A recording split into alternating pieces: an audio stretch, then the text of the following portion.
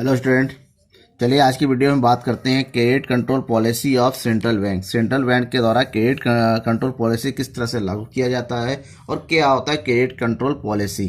Channel को subscribe कर लीजिएगा, लाइक कीजिए, अपने दोस्तों के बीच में शेयर कीजिए और क्रेडिट कंट्रोल पॉलिसी को जानने के लिए पूरी वीडियो को देखिएगा, फुल देखिएगा। बीच में छोड़ देंगे तो आपको पता नहीं, क्योंकि इसमें एक एक पॉइंट ऐसा है जिससे रिलेटेड अब एक एक नंबर के अलग अलग क्वेश्चन बन सकते हैं, बहुत ही ज़्यादा इंपॉर्टेंट। जैसे मैं एग्जांपल कर दूं, बैंक रेट पॉलिसी के बारे में बताऊंगा, रेपो रेट क्या होता है, रिवर्स रेपो रेट के बारे में बताऊंगा, सीआरआर क्या है, एसएलआर के बारे में बताऊंगा। इसलिए पूरी वीडियो को देखेंगे, लास्ट तक ध्यान से देखिएगा और बड़ी केयरफुल से देखिएगा। कोई भी दिक्कत हो आपको तो कमेंट बॉक्स में जाइए, मुझे कमेंट कीजिए या फिर व्हाट्सअप नंबर दिया उसमें मुझे व्हाट्सअप कीजिए। चलिए हम बात करते हैं क्रेडिट कंट्रोल पॉलिसी के लिए। मतलब क्या है, why credit control mean flow of credit can be regulated in such a way that it may rise or fall according to the needs of an economy. मतलब क्या, क्रेडिट कंट्रोल क्या होता है, एक तरीके का एक रेगुलेशन है सेंट्रल बैंक का, जिसके द्वारा किसी भी इकोनॉमी में जो फ्लो ऑफ क्रेडिट है, फ्लो ऑफ क्रेडिट्स है, उसका रेगुलेशन किया जाता है कि कब जो है इसको बढ़ाया जाए और कब जो है इसको घटाया जाए। ये क्रेडिट कंट्रोल मेन जो है किसी भी कंट्री में दो चीजों को कंट्रोल करने के लिए अपनाया जाता है। एक होता है इन्फ्लेशन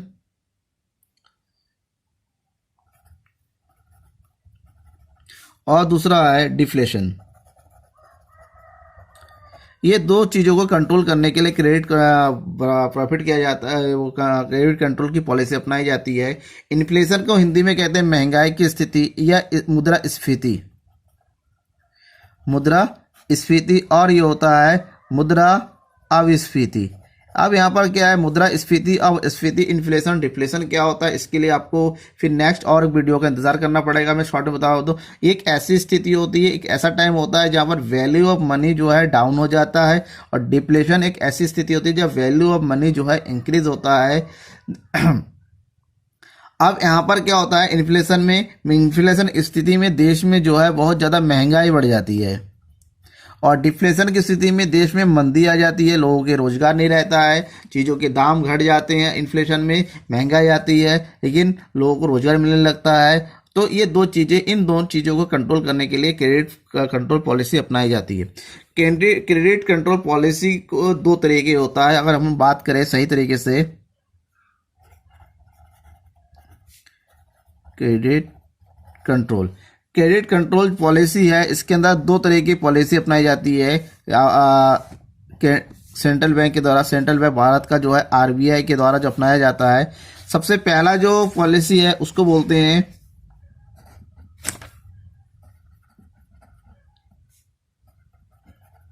क्वांटिटेटिव मेथड, और दूसरे को जो बोला जाता है वो होता है क्वालिटेटिव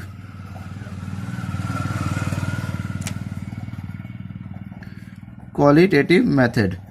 क्वांटिटेटिव मेथड में डायरेक्ट किसी भी कंट्री में जो कैश का जो क्वांटिटी है उसको डायरेक्ट जो है कंट्रोल किया जाता है, उसको कम या ज़्यादा कर दिया जाता है। और जबकि क्वालिटेटिव में जो है इस तरह की मेथड अपनाए जाते हैं जहाँ पर उसकी डायरेक्ट क्वांटिटी पे तो फर्क नहीं पड़ता है, लेकिन जो है देश की अर्थव्यवस्था में कुछ सुधार जरूर आ जाते हैं। अब हम एक एक करके बात करेंगे। क्वांटिटेटिव मेथड्स के अंतर्गत हम बात करें तो क्वांटिटेटिव मेथड में जो है 6 तरीके के जो है मेथड्स अपनाए जाते हैं, जिसमें है bank rate policy, open market operation, cash reserve ratio, statutory liquidity ratio, repo rate, reserve repo rate. ये 6 है। जबकि क्वालिटेटिव मेथड्स में जो अपनाए जाते हैं उसमें है marginal requirements, rationing of credit, direct action, moral session. तो इस तरीके से जो है इन चार्जों, अब इनको हम जो है ब्रीफली जो है पढ़ेंगे। सबसे पहला है bank rate policy. Bank rate policy क्या होता है? The bank rate is the minimum rate of which the central government of a country is prepare to give credit to the commercial bank. मतलब बैंक रेट एक ऐसा bank है जिसमें किसी भी के देश के सेंट्रल बैंक के द्वारा उस देश के कमर्शियल बैंक को जो है क्रेडिट किया जाता है, यानी कि उनको लोन प्रोवाइड कराया जाता है। अब क्या होता है, यहाँ पर थोड़ा समझना है, आपको समझना ये है कि बैंक रेट किस तरीके से काम करता है। बैंक रेट जो काम करता है, जो मेन काम करता है इस तरीके से कि अगर देश में इन्फ्लेशन है,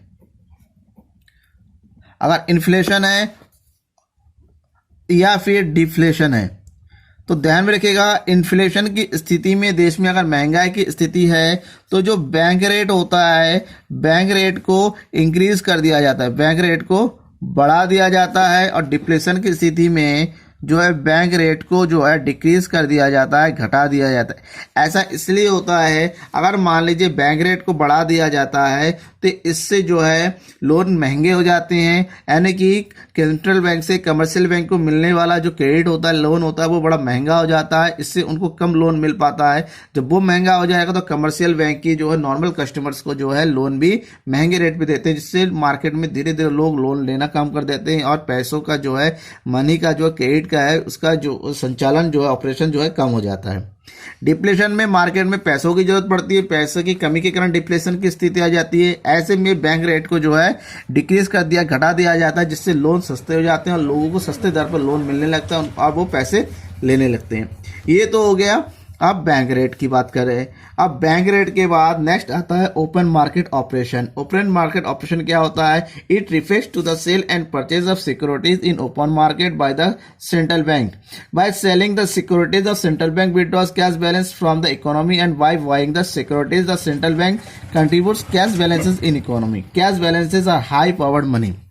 अब इसमें क्या होता है, ओपन मार्केट ऑपरेशन में जो है ये आरबीआई के द्वारा जो सेंट्रल गवर्नमेंट होता है, जो गवर्नमेंट की सिक्योरिटीज को बेचा जाता है।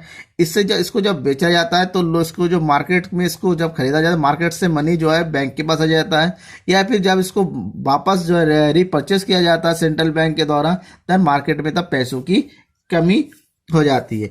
अब अगर हम बात करें किसकी, ओपन मार्केट की, ओपन मार्केट ऑपरेशन की बात करें तो ओपन मार्केट में जब इन्फ्लेशन की स्थिति होती है तब जो है इसको ओपन मार्केट को सिक्योरिटीज को बेचा सेल किया जाता है। और डिप्लेशन की स्थिति में जो ओपन मार्केट ऑपरेशन होता है, सेल की जगह इसको क्या कर लिया जाता है, परचेज किया जाता है। अब नेक्स्ट है कैश रिजर्व रेशियो, जिसको CRR भी कहते हैं। क्या होता है ये? It refer to the minimum percentage of a bank's total deposit required to be kept with the central bank। ये एक ऐसा minimum percentage of banks total deposit का है जिसको हर किसी कमर्शियल बैंक को सेंट्रल बैंक के पास जमा करके रखना ही पड़ता है। अब ये किस तरह होता है, CRR कैसे होता है? CRR मार्केट में जब इन्फ्लेशन होता है तो CRR को इंक्रीज कर दिया जाता है, CRR को इंक्रीज कर दिया जाता है। इससे क्या होता है, कमर्शियल बैंक को अपने टोटल डिपॉजिट का ज़्यादा पैसा जो है सेंट्रल बैंक में रखना पड़ता है और क्रेडिट के लिए उनके पास कम कैश बचता है। और डिप्लेशन की स्थिति में CRR को क्या कर दिया जाता है, डिक्रीज कर दिया जाता है। ऐसे में डिक्रीज करने के बाद जो है, डिक्रीज करने से जो है कमर्शियल बैंक के पास ज़्यादा पैसा बचता है, कैश ज़्यादा बचता है, जिससे वो क्रेडिट भी ज़्यादा बांट सकते हैं। नेक्स्ट है स्टैट्यूटरी लिक्विडिटी रेशियो, मतलब SLR। SLR क्या होता है? Every bank is required to maintain a fixed percentage of its assets in the form of cash or other liquid assets called SLR। मतलब हर किसी बैंक को अपने टोटल जो डिपॉजिट है उसका एक फिक्स परसेंटेज एक एसेट्स के रूप में या फिर कैश के रूप में या दूसरे लिक्विड एसेट्स के रूप में अपने खुद के पास रखने पड़ते हैं। ऐसे में क्या होता है, उनके पास जो है फ्यूचर किसी भी प्रकार की आर्थिक इकोनॉमिकल जो है डिसबैलेंस अगर होता है उसका यूज कर सकते हैं। अब ये रखना ही पड़ता है क्योंकि सेंट्रल बैंक के द्वारा इसका रेट परसेंटेज जो तय किया जाता है। देन अगर इन्फ्लेशन की स्थिति होती है देश में, देन जो SLR होता है, SLR को इंक्रीज किया जाता है और डिप्रेशन की स्थिति में जो SLR को जो है डिक्रीज किया जाता है। नेक्स्ट है repo rate. What is repo rate? It refers to the rate at which the commercial bank borrow from central bank for a period of 1 to 14 days। Rise in repo rates leads the fall in money supply and vice versa. Repo rate क्या होता है? Repo rate किसी भी commercial bank के द्वारा central bank के लिए बहुत ही लिमिटेड पीरियड के लिए, जैसे 1 to 14 days के लिए जो पैसा उधार लिया जाता है, लोन लिया जाता है। रेपो रेट जो होता है, अगर इन्फ्लेशन की स्थिति होती है रेपो रेट को जो है इंक्रीज किया जाता है, और जो है अगर डिप्लेशन की स्थिति होती है तो रेपो रेट को जो है डिक्रीज कर दिया जाता है। नेक्स्ट है reverse repo rate. Reverse repo rate के it is the rate of interest at which commercial banks can park their surplus funds with the central banks for short period of the time increase in reverse repo rate is reduce the credit supply and vice versa. मतलब क्या होता है यहाँ पर, ये है reverse repo rate. Reverse repo rate में एक तरीका ऐसा रेट होता है जिसके थ्रू कमर्शियल बैंक अपने जितने सरप्लस होते हैं उसको सेंट्रल बैंक में जमा करते हैं, इसके बाद उनको जो है एक तरीके इंटरेस्ट मिलता रहता है। अगर देश में इन्फ्लेशन की स्थिति होती है, रिवर्स रेपो रेट को घटा दिया जाता है, और जो है डिप्लेशन की स्थिति में रिवर्स रेपो रेट को जो है बढ़ा दिया जाता है। ये चीज़ है।